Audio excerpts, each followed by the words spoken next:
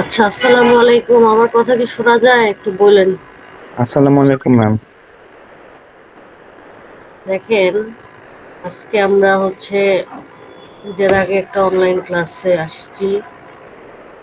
তো ফার্স্টে আমি ভাবলাম যে মিডের কোশ্চেনটা নিয়ে একটু কথা বলি। দেখেন, মিডটা হয়েছিল কতদিন আগে ভুলে গেছি আমি। যাই হোক, 40 মার্কসের হয়েছিল। তো ফার্স্টে যে প্রশ্নটা আসছে সেটা ছিল from chapter 1, define and provide mathematical expression for the following fluid properties. আমি বলছিলাম ফ্লুইড প্রপার্টিজের ডেফিনেশনটা আসতে পারে কি, আবার এটা আসবে। আসবে কেন? কারণ চ্যাপ্টার 1 থেকে আমাদের শিখার জিনিস এই একটাই, ফ্লুইড প্রপার্টিজের ডেফিনেশন জানা। সেখান থেকে আপনাদের যেগুলো আসছে এগুলো মোটামুটি common, kinematic, viscosity, surface tension, এটা আপনারা কি করবেন, এটার ডেফিনেশনটা লিখবেন, ম্যাথমেটিক্যাল এক্সপ্রেশনটা দিবেন, ইউনিটটা লিখবেন, তাহলেই মার্ক। আচ্ছা, তারপরের কোশ্চেনে বলছে state Bernoulli's energy equation and write down the limitations of it. তার মানে এখানে কি করতে হবে না, প্রুফ করতে হবে না, কারণ এখানে বলছে স্টেট মানে লেখেন, স্টেট করেন, এবং এটার লিমিটেশনটাও আপনি লেখেন। এখানে বলে নাই প্রুফ বার্নৌলি's এনার্জি ইকুয়েশন। এই কোশ্চেন পড়ে সঠিক উত্তরটা লিখতে হবে। উত্তরটা ছোটই হবে, 1 পেজের বেশি এটা হবে না। তো এতটুকুই আপনাকে এটা লিখতে হবে, এখানে প্রুফটা চাওয়া হয় নাই, কারণ এমনিতে আপনার পরীক্ষার টাইম শর্ট 1 ঘন্টা। 1 ঘন্টার মধ্যে বার্নৌলির প্রুফ লিখতেই লাগে আধা ঘন্টা, এটা আমি কেন দিব, তাই না? তারপরের কোশ্চেনটা ছিল question number 3, define and briefly explain different flow type for the following criteria: time, density, space, Reynolds number, velocity component। এটা কি পারছিলেন আপনারা? কোশ্চেন নাম্বার 3 একজন দুজন বলেন, আসছেন নাকি কেউ? ম্যাম তেমন একটা পারিনি। এটা কি কমন পড়ে নাই? না ম্যাম, এটা কমন পড়ে নাই আমাদের। কমন না করার তো কথাটা দেখেন তো। Flow type, different type of না, ফ্লো এভাবে পড়ি হচ্ছে। নাই যে এইভাবে আসতে পারে বলে এভাবে পড়ি নাই আমরা। আহ, কেন? চ্যাপ্টার 3 তো ফ্লো টাইপই পড়ি আমরা। এটার মধ্যে এই যে টাইমের সাপেক্ষে ডিফারেন্ট টাইপ অফ ফ্লো কি?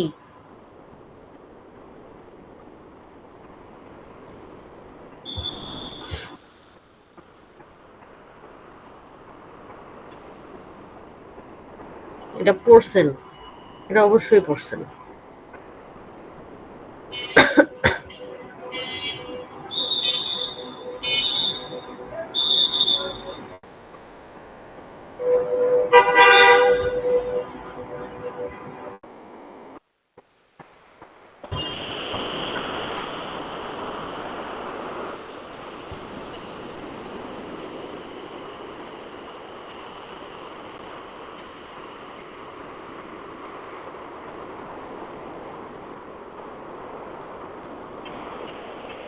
এই যে দেখেন, এই লেকচারটা দেখেন,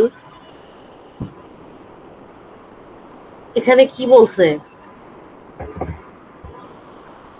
Steady flow or unsteady flow. Flow remains steady or constant with respect to time. Flow changes with time. যদি বলে টাইমের সাপেক্ষে ফ্লো কয় প্রকার, উত্তর হলো 2 প্রকার, স্টেডি আনস্টেডি। প্রশ্নটা তো এটাই বলছে। Define and briefly explain different flow type for the following criteria. এই বিভিন্ন ক্রাইটেরিয়ার জন্য ফ্লো টাইপ কি কি প্রকার, ফ্লো কি কি টাইপের হইতে পারে, ফর দ্য ফলোইং ক্রাইটেরিয়া। টাইমকে যদি ক্রাইটেরিয়া হিসেবে ধরি তাহলে ফ্লো 2 প্রকার, সেটা হলো স্টেডি এবং আনস্টেডি। আচ্ছা, তারপরটা বলছে কি, ডেনসিটি। দেখেন এখানেই আছে, এটা তো লেকচার 1। এটা যেমন দেখেন, ইউনিফর্ম ফ্লো বা নন ইউনিফর্ম ফ্লো, সেটা হলো উইথ রেসপেক্ট টু স্পেস। স্পেসের সাপেক্ষে কোনো কিছু যদি কনস্ট্যান্ট থাকে, এই যে বলছে if the cross section of the pipe is constant along the flow length. Length মানে কি? এখানে তো টাইমের কিছু নাই, space. It is said to be uniform. আর যদি কনস্ট্যান্ট না থাকে, it is said to be non uniform. তার মানে স্পেসের সাপেক্ষে যেটা সেটা হলো ইউনিফর্ম এন্ড নন ইউনিফর্ম। আমি বলছি আপনারা সবসময় কোনো একটা চ্যাপ্টার পড়ার আগে চিন্তা করবেন এই চ্যাপ্টারটা থেকে আবার শিখবোটা কি, এবং অবজেক্টিভটা কি। সেরকম চ্যাপ্টার 3 থেকে শিখার জিনিসটাই হলো ফ্লো টাইপ। ফ্লো টাইপ সম্পর্কে আপনাকে শিখানো এবং আপনি শিখা, তো সেটার উত্তরটা ডিরেক্টলি এটা। আচ্ছা, তারপরে দেখেন রেনল্ডস নাম্বার। রেনল্ডস নাম্বার অনুযায়ী ফ্লো টাইপ কয় প্রকার? 2 প্রকার, ল্যামিনার এবং টার্বুলেন্ট। এটাও তো মনে হয় আছে এখানে, এই যে এটা।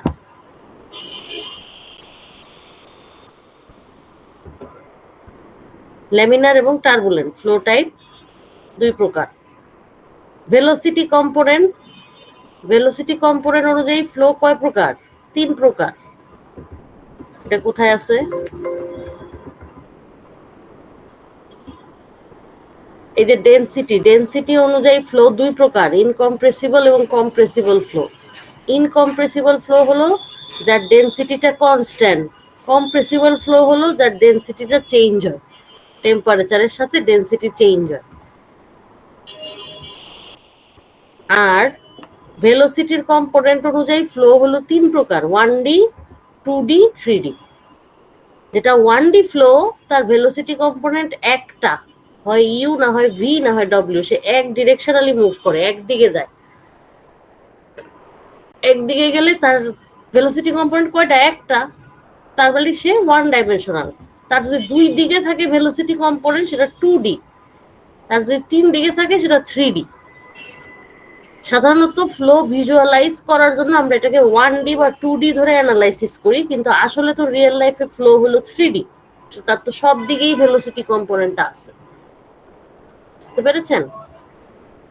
এগুলো সবই কিন্তু এই চ্যাপ্টারের মধ্যে আছে, ফার্স্ট স্লাইডের মধ্যেই আছে। তো এটাই সেই প্রশ্নটা। ইভেন প্রশ্নটা কিন্তু আননোনও না। প্রশ্নটা যদি আপনারা কয়েক বছরের মিডের কোশ্চেন সলভ করেন তাহলে এই প্রশ্নটা দেখবেন আসছে। আচ্ছা, তারপরে একটা ম্যাথ আছে, তারপরে অ্যাকচুয়ালি 2টা ম্যাথ আছে। তার মধ্যে ফার্স্ট ম্যাথটা কি? Oil is flowing from a close tank to a nozzle at point 2। এই যে এখানে একটা ছবি আছে, দেখেন শুনতেছেন কিনা আপনারা। এখানে একটা ক্লোজ ট্যাঙ্ক আছে, ক্লোজ ট্যাঙ্কের সাথে একটা পাইপ অ্যাটাচড আছে। তারপরে 2টা পয়েন্ট সুবিধার জন্য দেওয়াই আছে, পয়েন্ট 1 অ্যান্ড পয়েন্ট 2। আর এখান দিয়ে প্রবাহিত হচ্ছে অয়েল। তারপরে পাইপের ডায়ামিটার টায়ামিটার সব দেওয়া আছে, এলিভেশন দেওয়া আছে, 80 ফিট 100 ফিট সব দেওয়া আছে। বলছে কি find out the pressure at point 1। এটা বের করতে বলছে, find out the pressure at point 1, assume head loss is negligible, data means at water surface of the reservoir, apply Bernoulli's equation at 1 and 2। বলছে যে এই জায়গাটার বরাবর ডেটামটা আছে, আপনি 1 আর 2 এর মধ্যে বার্নৌলির ইকুয়েশনটা অ্যাপ্লাই করে 1 এর প্রেসারটা কত বের করেন। 1 এর প্রেসারটা নরমালি যদি ট্যাঙ্কটা ওপেন হইতো তাহলে কত হইতো? 0।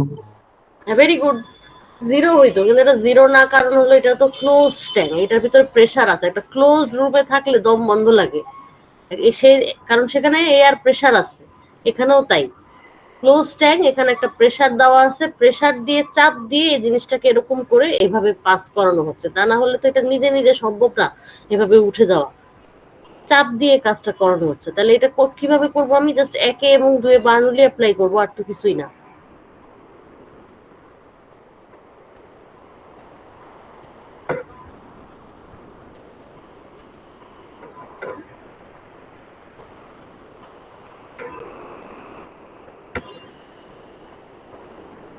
ম্যাম, ডেটামটা যদি ওই জায়গায় থাকে তাহলে মানে এলিভেশন দেওয়া আছে কেন আবার? হ্যাঁ, কি? ডেটামটা যদি ওই মানে পানির সার্ফেসে থাকে তাহলে আবার এলিভেশন দেওয়া আছে কেন? ডেটাম তো নিচে না একদম। না, নিচে কেন? বলছে না সারফেস বরাবর। নিচে কেন? নিচে মানে কি এরকম তলায়, বটমে? এটা তো বলে জি নাই, ম্যাম। বলছে সারফেসে।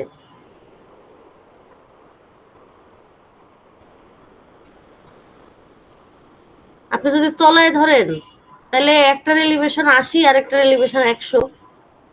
জি ম্যাম, ওখানে এলিভেশন দেওয়া আছে পরে নিচে ধরে নিয়েছি আমরা। হ্যাঁ, সমস্যা নেই, তাতেও কোনো ক্যালকুলেশন কোনো ভুল হবে না তো। আচ্ছা,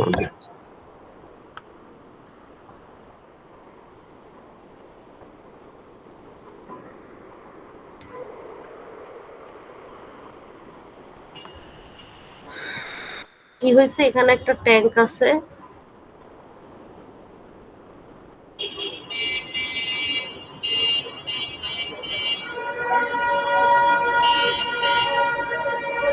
সেখান থেকে এরকম করে একটা পাইপ গেছে।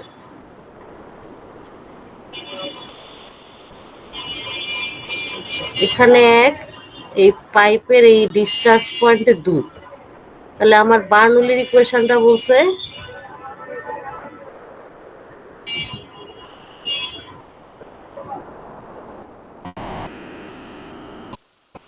at 1 and 2। তাহলে আমি নর্মালি লিখতে থাকি P1 বাই গামা, যেটা আমি জানি, বলছিলাম আমি এই কোর্সের মধ্যে এই একটা ইকুয়েশন দিয়ে পাস পাস করা যাবে যদি সঠিকভাবে লিখতে পারেন, ভুল লিখে লাভ নেই।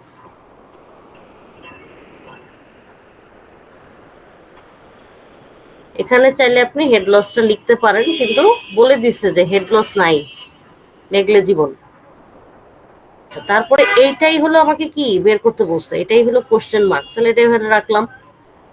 তারপরে এই ভ্যালুটা কত হবে, এই ভ্যালুটা ট্যাঙ্কের উপরিতলের একটা বিন্দু। ম্যাম 0 হবে। হ্যাঁ হ্যাঁ, ভেরি গুড, এটা হবে 0। আচ্ছা, তারপরে Z1 যদি কেউ নিচে ধরে, ধরলাম নিচে ধরছে কেউ, তাহলে Z1টা কত হবে, কোশ্চেনটা দেখি তো। তখন Z1 তো হবে 80। আর যদি, আচ্ছা আগে এটা লিখে নিই, Z1টা তার জন্য হবে 80। তারপরে সমান সমান, ম্যাম আমরা 0 ধরে কাজ করছি এটা। হ্যাঁ আচ্ছা ভেরি গুড, আমি বলতেছি তো 0 ধরলে কি হবে আর 80 ধরলে কি হবে। এরপরে এই ভ্যালুটা কত হবে, এটা হলো দুই দুই নাম্বার পয়েন্টের প্রেসার, এই যে এই পয়েন্টের,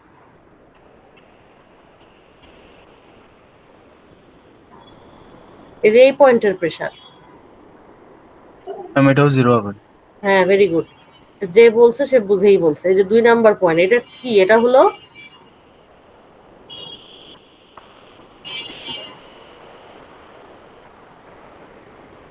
এয়ারে ডিসচার্জ। এয়ারে ডিসচার্জ হলে এই ভ্যালুটা 0 হবে।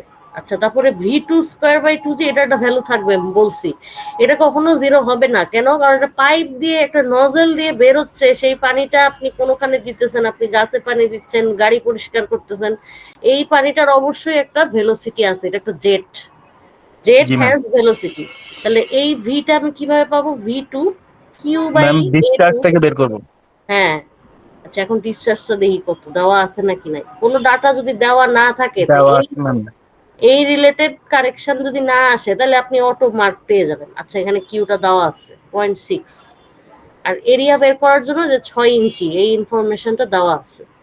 তাহলে আমি এখানে লিখবো 0.6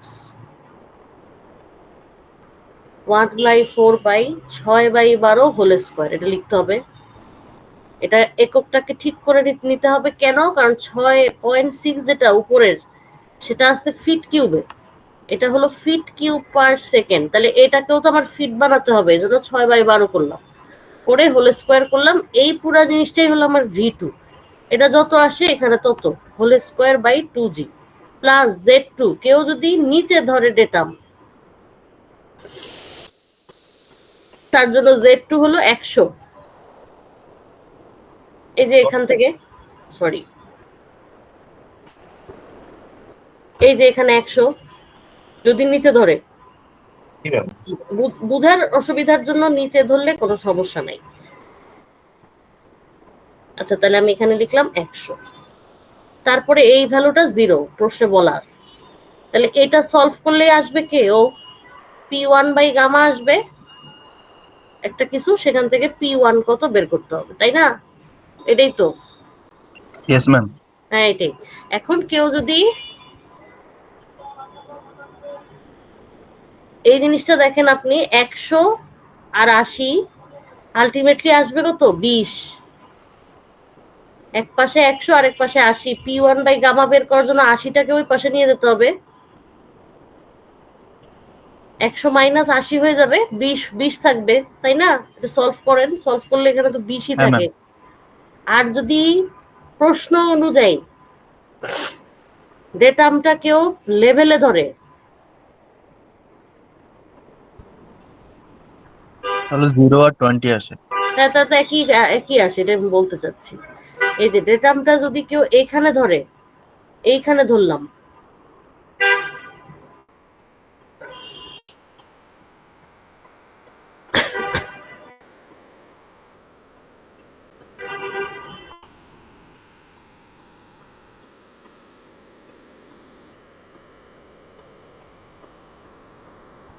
এখানে আমি ডেটামটা ধরলাম,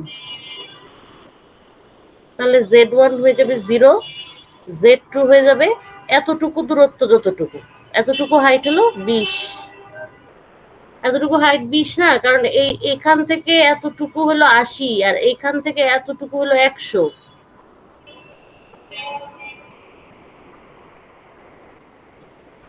তাহলে এই শর্টটুকু কত? 100 মাইনাস 80, 20 ফিট। সো ডেটাম আপনি যেখানেই ধরেন না কেন সেটার জন্য অঙ্কে কোনোই ভুল হবে না, বাকি সব ইনফরমেশন ঠিকই আছে। এখানে একটা জায়গায় মনে একটু কনফিউশন আছে, সেটা হলো কি, এই যে এসজির ভ্যালুটা চিত্রে দেওয়া 0.84 আর ভাষায় দেওয়া মনে হয় 0.80। এটা আমি ভুল করছি, আমি এটা দেখি নাই, খেয়াল করি না যে চিত্রে একটা ভ্যালু দেওয়া আছে। আপনি যেটা ইচ্ছে সেটা দিয়ে করেন, কোনো সমস্যা নেই। 0.80 দিয়ে করলেও কোনো সমস্যা নাই, 0.84 দিয়ে করলেও কোনো সমস্যা নেই। এই ভ্যালুটা কোথায় কাজে লাগবে? গামাতে। এই যে আপনি P1 বাই গামার ভ্যালুটা লাস্টে বের করলেন, সেখান থেকে তো আপনার P1টা বের করতে হবে। সেটার জন্য আপনাকে এই ভ্যালুটাকে গামা দিয়ে গুণ দিতে হবে। Gamma of what? Gamma of oil. এই যে oil, gamma of oil equal to gamma of water into specific gravity. তা গামা অফ ওয়াটার কত? 62.4। কেন? কারণ এই অঙ্কটা কিসে আছে? ফিটে আছে। ইনটু স্পেসিফিক গ্র্যাভিটি 0.80 হতে পারে, অর 0.84ও হতে পারে, যেটা দিয়ে আপনি অঙ্ক করেন। এটার জন্য কোনোই নাম্বার কাটা যাবে না যে আপনি কোনটা দিয়ে করছেন। ইভেন আপনি যদি এই পর্যন্ত আসতে পারেন, তাহলে 10-এ 8 পাওয়ার মতোই করছেন আপনি। এই গামার ভ্যালু মনে করেন আপনি 9.81 বসাই দিচ্ছেন ভুলে, সেক্ষেত্রেও আপনার খুব বেশি মার্ক কাটা যাবে না, 1 বা অর্ধেক, হাফ। মেইন জিনিসটা হচ্ছে আপনার এইখানে, এই যে এই জায়গাটাই হলো বুঝার জায়গাটা। বাকি জায়গাটা তো আপনার মুখস্থর ভ্যালু বসানোর, তো মুখস্থর দাম কম, বুঝার জায়গাটার দাম বেশি। আচ্ছা, মানে মার্ক বেশি। গেল কোয়েশ্চেন 4। কোয়েশ্চেন 4 এর অঙ্কটা করতে 3 মিনিট সময় লাগবে, এর চেয়ে বেশি সময় লাগবে না। এরপর হলো কোয়েশ্চেন 5। এই কোয়েশ্চেন 4 এর অঙ্কটা আসছে চ্যাপ্টার 4 থেকে, বার্নৌলির থেকে। 5 এর অঙ্কটা আসছে চ্যাপ্টার 2 থেকে, হাইড্রোস্ট্যাটিক প্রেসার থেকে। তার মধ্যে আমি বলছি যে চ্যাপ্টার 2 এর মধ্যে দুইটা ভাগ আছে, একটা ম্যানোমিটার, এটা হলো হাইড্রোস্ট্যাটিক ফোর্স। আপনারা আছেন তো না? Yes ma'am. জি ম্যাম। আচ্ছা, এর মধ্যে ম্যানোমিটার থেকে মনে হয় ক্লাস টেস্ট হয়ে গেছিল, বা প্রেসার মেজারিং যে অংশটা, সেই অংশতে ক্লাস টেস্ট হয়ে গেছে দেখে হাইড্রোস্ট্যাটিক ফোর্স থেকে যেহেতু কিছুই হয় নাই, সো এটার প্রায়োরিটিটা বেশি। তো সেটাই হয়েছে, একটা ডিরেক্টলি হাইড্রোস্ট্যাটিক ফোর্সের অঙ্ক আসছে। কি বলছে? একটা কংক্রিট ড্যাম আছে, এই যে এটা একটা কংক্রিট ড্যাম, কিন্তু এটা চেহারাটা এমন কেন? কারণ এটা তার সাইড ভিউ ক্রস সেকশন।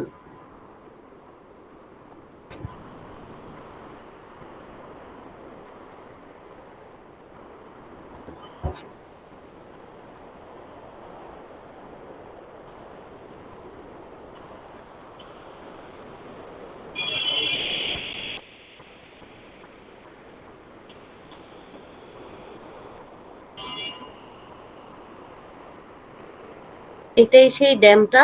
এই ড্যামটার এই এই জায়গাটা কত দেওয়া আছে? এটা কত? এটা হলো 64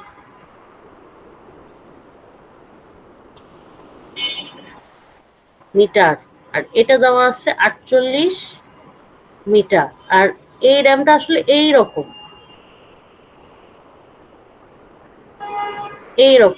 পানিটা, ও যে পানিটা আটকা, একটা ক্যালেন্ডারের মতো, একটা ড্রেস ক্যালেন্ডারকে ছড়ায় রাখলে যেমন হয়, এটা হলো সেরকম।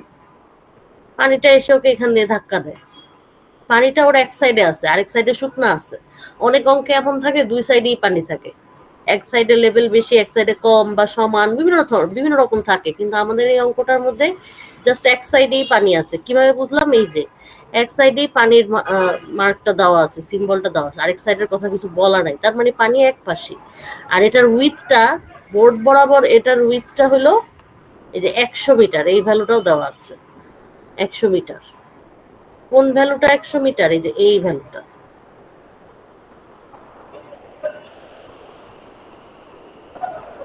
আচ্ছা, প্রশ্নে কি বলছে? বলছে find the hydrostatic force on the surface of the dam.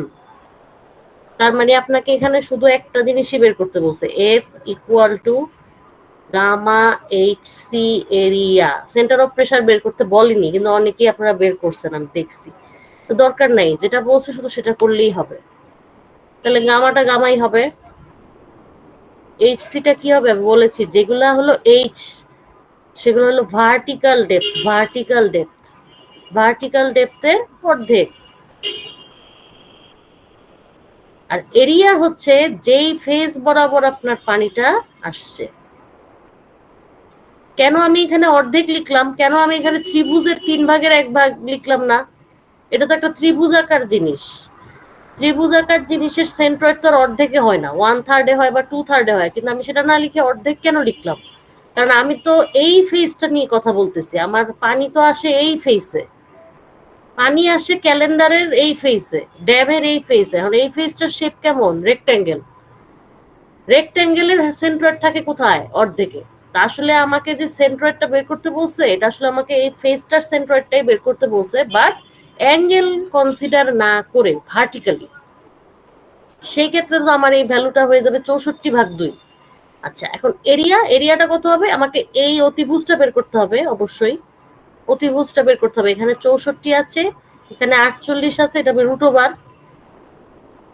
এটা কত আসে? এটা মানে 80 আসে। 80 ইন্টু 100, শেষ। এই যে 100, এই যে 80। বুঝতে পেরেছেন? Kilo Newton, 9.81। এটার মধ্যে কোনো ডিজিটে কোনো কনফিউশন আছে? গামা এসি এর এখানে আপনি যদি চান এইচপি ইকুয়াল টু ওই বড় ফর্মুলা দিয়ে আপনি সেন্টার অফ প্রেসার বের করতে পারেন, ভেরি গুড, বাট এটার জন্য কোনো মার্ক নাই। মার্ক আছে এটার জন্য, প্রশ্নে বলাই তো আছে find the hydrostatic force on the surface of the dam. আচ্ছা, এরপর প্রশ্ন বি তে বলছে সেন্টার অফ প্রেসার বের করেন। Find the expression of centre of pressure of a vertical circular gate with diameter D having water table coincided with the top surface of the gate as shown in figure 3। বোঝানোর জন্য এখানে ফিগারও দেওয়া আছে। এই যে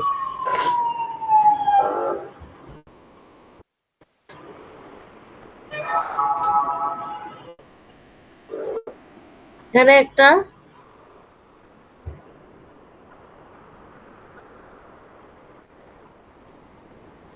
water সারফেসের সাথে একটা সার্কুলার গেট আছে, সার্কুলার গেট।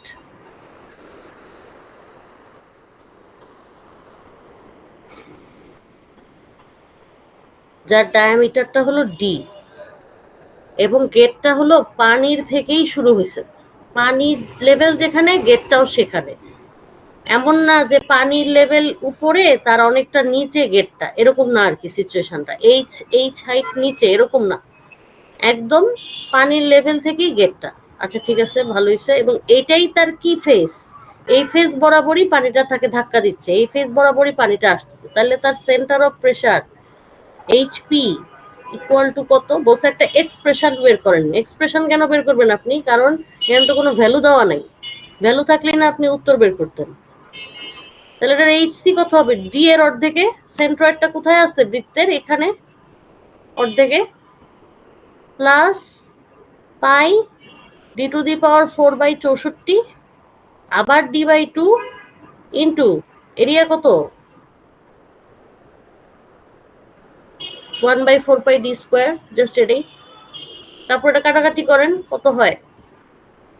d/2 প্লাস পাই পাই কাটা, এখানে ডি ডি কিউব, আর উপরে ডি টু দি পাওয়ার 4, মানে ডি থাকবে। আর এখানে কত? 64, আর এখানে হলো 4 দুগুণা 8, 8 থাকবে, 8 আর 64, d/2 যোগ d/8 করলে যত হয় তত।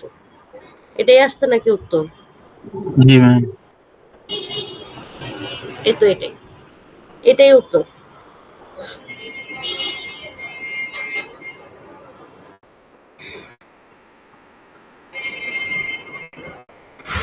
ঠিক আছে, তার মানে আপনাকে কোয়েশ্চেনটা ভালো করে পড়তে হবে, পড়ে তারপরে সেটা অ্যান্সার করতে হবে। আন্দাজে হাবিজাবি লিখে আসলে লাভ নাই। আর মোটামুটি এই টাইপেরই অঙ্ক আপনার ফাইনালেও আসবে। ফাইনালে আমরা দেখতেছিলাম হলো, আচ্ছা এই স্লাইডটা তো রাখার মনে হয় দরকার নেই। যাই হোক।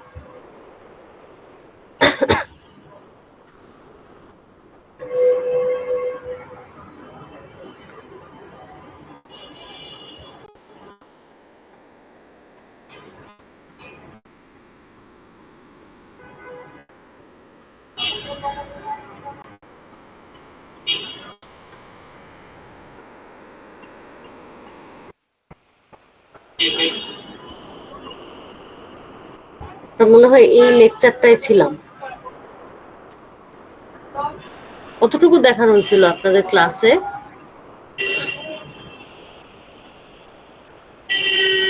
ইজিএল এইচজিএল এর জিনিসটা কি দেখানো হয়েছিল? এই যে এই জিনিসটা, জি ম্যাম, এটা হয়েছে। ম্যাম, এটা দেখাইছিলেন। আচ্ছা এটা দেখাইছিলাম। তাহলে এখান থেকে আমরা এরপরে দেখবো হলো ম্যাথ। এখানে একটা ম্যাথ আছে, এই বড় ম্যাথটা। এই ম্যাথটা করানো হয় হলো ইজিএল এইচজিএল আঁকায় কিভাবে, এটার উপর, এটার একটা আইডিয়া দেওয়ার জন্য কিভাবে আপনি ইজিএল এইচজিএল আঁকাইতে পারেন। ইজিএল আর এইচজিএল এর মধ্যে যে গ্যাপটা, সেটাই হলো ভি স্কোয়ার বাই টু, সেটাই ভি স্কোয়ার বাই টু। যে এখানে একটা গ্যাপ আছে, ছোট্ট একটা গ্যাপ আছে, এই যে একটা লাইন, একটা পাইপের মতো দেখা যাচ্ছে, এটা আসলে ইজিএল এইচজিএল, এটার মাঝখানে গ্যাপ আছে, এটাই হলো ভি স্কোয়ার বাই টু জি। আর একদম স্ট্রেট লাইনের সাথে বাঁকা লাইনের যে তফাৎ, স্ট্রেট লাইন আর এই যে বাঁকা লাইন, এর মধ্যে যে পার্থক্য, সেটাই হলো আপনার হেড লস। তারপরে এই মাঝখানে একটা পাম্প আছে দেখে এটা শার্পলি উঠে গেছে। এই জিনিসগুলো আমি ক্লাসে আলোচনা করব, ঠিক আছে? আমি অনলাইন ক্লাসে আসলে এভাবে অঙ্ক করাতে চাচ্ছি না, কেন কারণ অনেকেই আসে না, অনেকের কানেকশনে প্রবলেম থাকে, রোজার টাইম, অনেক সমস্যা। এছাড়া আমাদের চ্যাপ্টার 4-এ আর বাকি আছে হলো,